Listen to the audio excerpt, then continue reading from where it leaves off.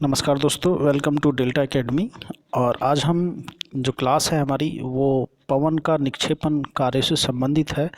अर्थात जो depositional work हैं जो विंड के, उससे संबंधित आज की हमारी क्लास रहेगी। दोस्तों, पवन में ऊर्जा है जो सूर्य से प्राप्त होती है। आप लोगों को पता होगा, जब पृथ्वी तल पर दो विभिन्न स्थानों पर जो प्रेशर होता है, जो दाब में अंतर होता है, प्रेशर डिफरेंस होता है, तो इस कारण से जो है हवाओं का उद्गम होता है, उनका ओरिजिनेशन होता है। आप लोग देख रहे होंगे कि जो उच्च दाब वाले क्षेत्र होते हैं वहाँ से हवाएं जो हैं निम्न दाब वाले क्षेत्रों की ओर चलना शुरू करती है। इस प्रकार से जो विंड्स होती हैं उनके अंदर ऊर्जाएं होती हैं जो पदार्थ को एक स्थान से दूसरे स्थान को ले जा सकती हैं।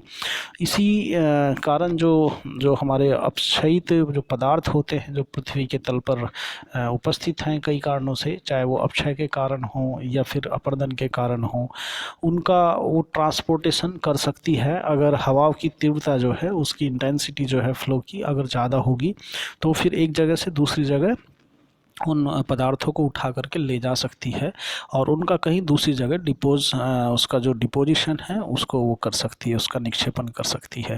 तो दोस्तों, आज की जो क्लास है वो इसी से संबंधित है कि हवा के द्वारा जो निक्षेपण की क्रिया से उत्पन्न जो लैंड फॉर्म्स हैं वो कौन कौन से हैं और उसको हम किस तरीके से पढ़ सकते हैं। तो आज की जो क्लास है उस पर फोकस करते हैं।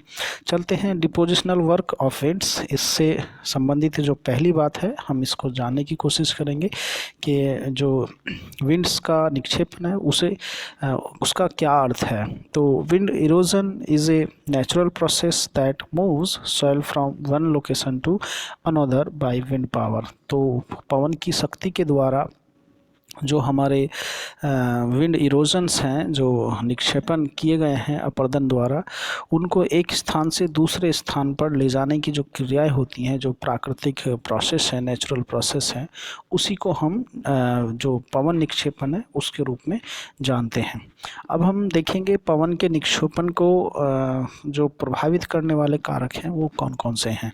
तो यहाँ पर दो कारक जो हैं स्पष्ट रूप से देखने को मिलते हैं। एक तो पवन की फ्लो करने की जो इंटेंसिटी होगी, जो उसकी मोमेंट करने की जो पावर्स है वो कितनी है, अर्थात पवन का वेग जो है वो कितना है। साथ ही साथ उसके मार्ग में जो अवरुद्ध हैं वो किस प्रकार से हैं। अगर पवन के मार्ग में अवरुद्ध नहीं होगा तो डिपोजिशन भी जो है वो संभव नहीं हो पाएगा। तो इसलिए ये भी एक कारण है पवन के निक्षेपण को प्रभावित करने के लिए। अब हम आगे बात करेंगे पवन के निक्षेपण से जो उत्पन्न आकृति हैं वो कौन कौन सी हैं। तो सैंड ड्यून्स इसके द्वारा बनती हैं, और जो बरखांस है वो भी एक टाइप का सैंड ड्यून्स होता है ये। और एक लॉयस इसमें मोस्ट इम्पोर्टेंट है, कई बार परीक्षा में लॉयस पूछा गया है, बरखान के बारे में पूछा जा सकता है। तो हम एक एक करके इसके बारे में चर्चा करते हैं। पहला हम सैंड ड्यून्स की बात करते हैं। आप लोग अपने स्क्रीन पर देख रहे होंगे सैंड ड्यून्स की आकृति, और ये किस प्रकार से बनती है, इसके पीछे क्या मेथड्स हैं, इसके बारे में हम बात कर सकते हैं। जो हवा होती हैं उसके द्वारा रेत के जो निक्षेप हैं उससे टिब्बे मतलब जो स्तूप होते हैं जो आप अपनी स्क्रीन पर देख रहे हैं, उस प्रकार से जो है वो निर्मित होते हैं। इन्हीं को हम सैंड ड्यून्स कहते हैं। इनके आकार और स्वरूप में जो है अंतर मिलता है। अगर हम बात करेंगे रेगिस्तानी भागों में तो ये वहाँ पर भी मिलते हैं। कई बार जो है इनका स्थल जो है जो तट के मैदान होते हैं, चाहे वो समुद्री तट के मैदान हो या बड़ी बड़ी जो झील हैं उनके मैदान हो, ये वहाँ पर भी पाए जाते हैं। दोस्तों, बालू का स्तूप जो है या सैंड ड्यून्स जो है उसका निर्माण जो एरिड क्लाइमेट्स वाले एरिया हैं या सेमी एरिड्स वाले हैं उनके अलावा जो है सागरीय तट के भागों पर भी मिल सकते हैं।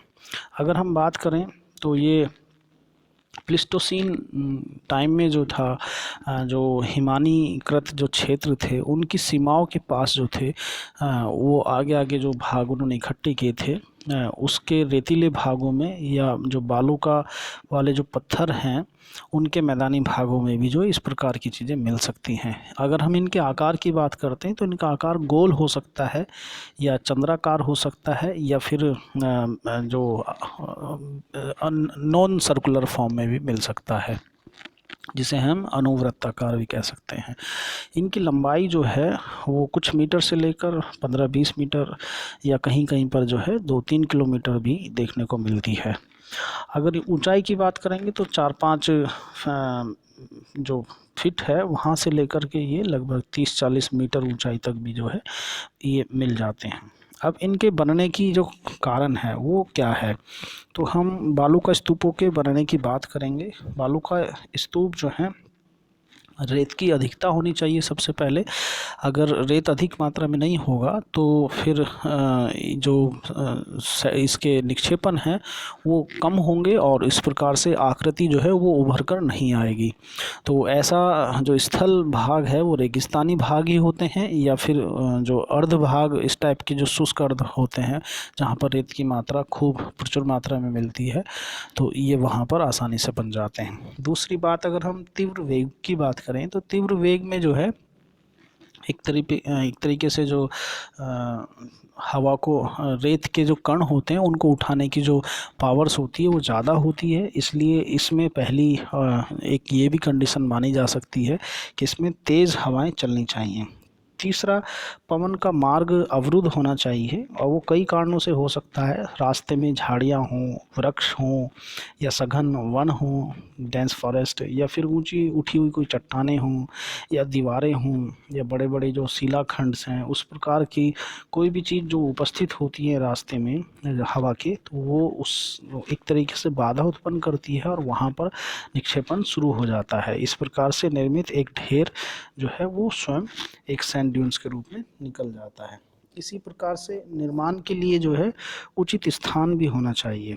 जैसे कि हम मान लें यदि अवरोध उपस्थित करने वाले वृक्ष या झाड़ी के पीछे झील या कोई जल का भाग हो तो रेत झील में निक्षेपित हो जाएगी और बालू का स्तूप का निर्माण नहीं हो पाएगा। तो इससे स्पष्ट है कि अवरोध वाले स्थान के आसपास जल का भाग जो है या विस्तृत गहरे गर्त नहीं होने चाहिए। अगर ऐसा होगा तो जो स्तूप है उनका निर्माण नहीं हो पाएगा। अगर हम स्तूपों की बात करते हैं तो ये प्राय जो हैं समूह में मिलते हैं। आप लोग अपनी स्क्रीन पर देख रहे होंगे, नीचे जो है सैंड पार्टिकल्स हैं और एयर की डायरेक्शन दिखा रखी है। इस तरीके से उठ करके यहाँ से दूर चले जाते हैं, फिर उनका निक्षेपण हो जाता है। अब हम बात करते हैं इनके मिलने के कारण।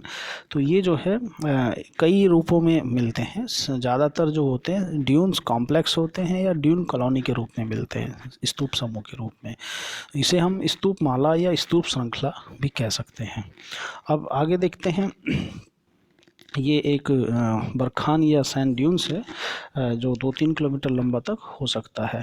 इसके अगर हम प्रकारों की बात करते हैं स्तूपों के, तो स्तूपों के जो प्रकार हैं वो अलग अलग लोगों के द्वारा विभाजित किए गए हैं। जैसे कुछ महोदय मानते हैं कि ये 2 प्रकार के होते हैं ड्यून्स, एक तो बरकान टाइप का होता है और एक सीप टाइप का होता है। इसी तरीके से कुछ इसे ट्रांसवर्स ड्यून के रूप में जानते हैं, पैराबोलिक ड्यून के रूप में या लॉन्गिट्यूडनल ड्यून्स के रूप में जानते हैं। तो इस प्रकार से इसमें कई प्रकार की जो है प्रकार मिलते हैं। हम लोग इसमें ये परीक्षा की दृष्टि से बहुत ज़्यादा मोस्ट इम्पोर्टेंट नहीं है। जो लोग ज्योग्राफी के स्टूडेंट्स हैं वो इसे याद कर सकते हैं, बाकी जो जीएस के आधार पर पढ़ रहे हैं वो केवल उनसे निर्मित जो आकृतियां हैं वो उन्हीं को तैयार कर लें। अब हम बात करेंगे कुछ ऐसे जो ड्यून्स हैं उनके जो भाग हैं वो कौन कौन से होते हैं। तो सबसे पहले एक कॉरिडोर नाम यहाँ पर आता है जिसको हम गासी भी कहते हैं। तो ये क्या है, जो पवन की जो दिशाओं में समांतर चलने वाली जब हवाएं होती हैं तो 2 ड्यून्स के बीच में क्या होता है, रेत हट जाता है और वो नीचे वाला स्थल खाली हो जाता है, एक तरीके से खुला हो जाता है, जिसमें रेत या तो होता ही नहीं है या बहुत कम मात्रा में होता है। इस तरह के जो बीच के खाली भाग हैं 2 ड्यून्स के बीच के, उनको हम कॉरिडोर कहते हैं। और सहारा जो डेजर्ट है उसमें इस प्रकार के कॉरिडोर को गासी के रूप में जानते हैं। इस तरह के स्तूप को रेखिक स्तूप या फिर सैंड रिज या फिर सीफ या फिर अलब स्तूप आदि नामों से जानते हैं। गासी जो है वास्तव में बालू का स्तूपों के मध्य रेत से मुक्त मार्ग होते हैं। और भारत की बात करते हैं तो थार रेगिस्तान में इस तरह के स्तूपों की जो ऊंचाई है वो 5 से लेकर 50 मीटर के आसपास पाई जाती है और ये लंबाई में जो है लगभग 3000 मीटर तक या 3 किलोमीटर तक जो है मिल सकते हैं, जबकि चौड़ाई जो है इनकी लगभग 400 मीटर के आसपास तक हो सकती है। हम बरखान की बात करें तो बरखान भी जो है वो एक तरीके का जो अनुप्रस्थ या ट्रांसवर्स बालू का स्तूप है, उसका एक विशिष्ट प्रकार होता है और इसकी जो आकृति होती है वो चापाकार या चंद्राकार के रूप में होती है और तुर्कमेनिस्तान में ये अधिक संख्या में मिलते हैं। अगर हम इनके शिखर की ओर बात करें तो ये एक तरीके से विकसित 2 सींग टाइप में होते हैं और पवन या हवा के चलने की दिशा में निकलते रहते हैं। तो इस प्रकार से जो बरखान है वो मध्य में सर्वाधिक ऊंचा होता है और आसपास से वो एक सींग नुमा 2 कोने बने होते हैं और जो ऊंचाई वाला भाग है जो आप अपनी स्क्रीन पे देख रहे होंगे, ये वाला हिस्सा यहाँ से उठ कर इस टाइप से करके ये मिट्टी के पार्टिकल यहाँ से उठते रहते हैं और ये यहाँ से हटता रहता है। तो इस प्रकार से इसमें आप लोग इसका निर्माण देख सकते हैं। अगर हम बात करें जो झाड़ियों के या फिर हम जब बरखान समूह में बात करते हैं तो ये श्रृंखलाओं में स्थित होते हैं और रेगिस्तान को पार करते समय जो है मिल सकते हैं। जो घासी होते हैं उनको कारवा मार्ग भी कहते हैं, क्योंकि यहाँ से कारवा होकर जाता था। भारत में जो इस प्रकार के बालू का स्तूप की जो स्थिति है वो राजस्थान के थार रेगिस्तान में मिलती है। और झाड़ियों के पीछे जो निर्मित स्तूप हैं उनको हम नेबखा के रूप में जानते हैं। नेबखा NEBKHA नेबखा।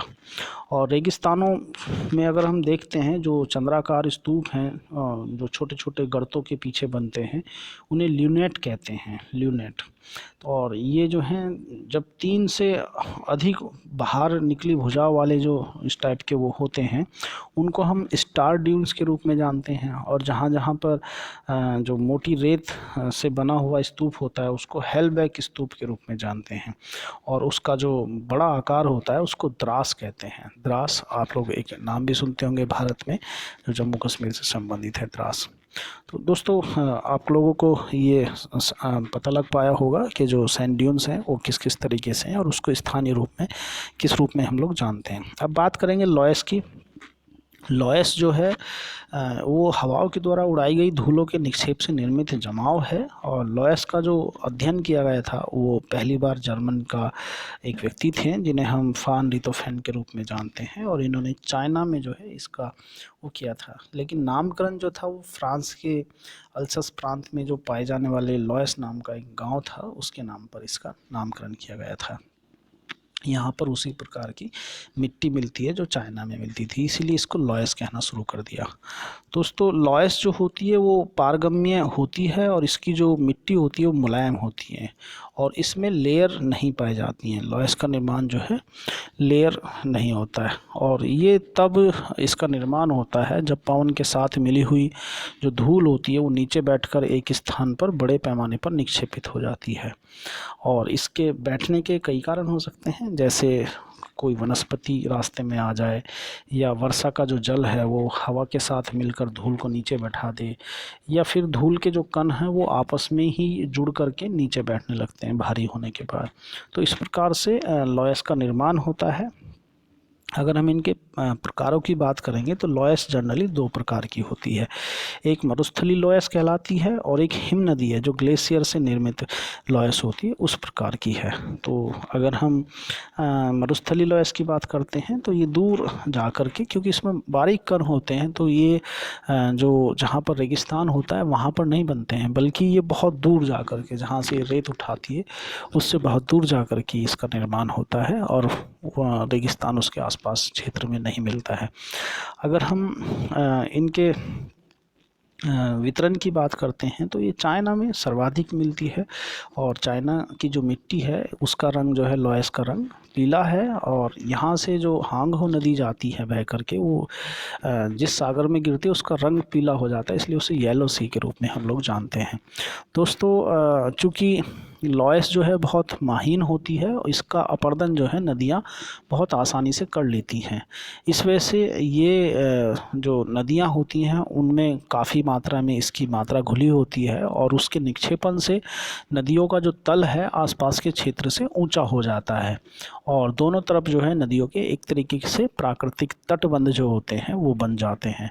कई बार क्या होता है वो तटबंध टूट जाते हैं और उससे नदी का पानी जो है निचले स्थलों में भर जाता है और इसी से बाढ़ जो है आ जाती है। अगर हम हांगहो नदी की बात करते हैं तो हांगो नदी जो है वो चीन का शोक कहलाती है, क्योंकि वो इस प्रकार की क्रियाओं को लॉयस को जो अपने साथ ले जाती है तटबंध बनाती है और कई बार वो तटबंध जो है बरसात के समय टूट जाते हैं। अगर हम बात करें लॉयस से संबंधित तो इसके अलग अलग जगह पर नाम हैं, जैसे बेल्जियम और फ्रांस में लॉयस को लीमन के नाम से जानते हैं। अगर मिसिसिपी मिसौरी नदियों की बात करते हैं तो वहाँ पर इसको एबॉर्ड कहते हैं। तो इस प्रकार से लॉयस जो है वो कई रूपों में मिलती है। तो दोस्तों आज की जो क्लास है वो आप लोगों को पसंद आई होगी। आप अपनी स्क्रीन पर जो है लॉयस से निर्मित जो क्षेत्र हैं वो देख रहे होंगे और ये और एक आकृति है जिसको आप देख सकते हैं। दोस्तों अगली क्लास में पुनः मिलते हैं, तब तक के लिए अपना ध्यान रखें। Bye bye, take care.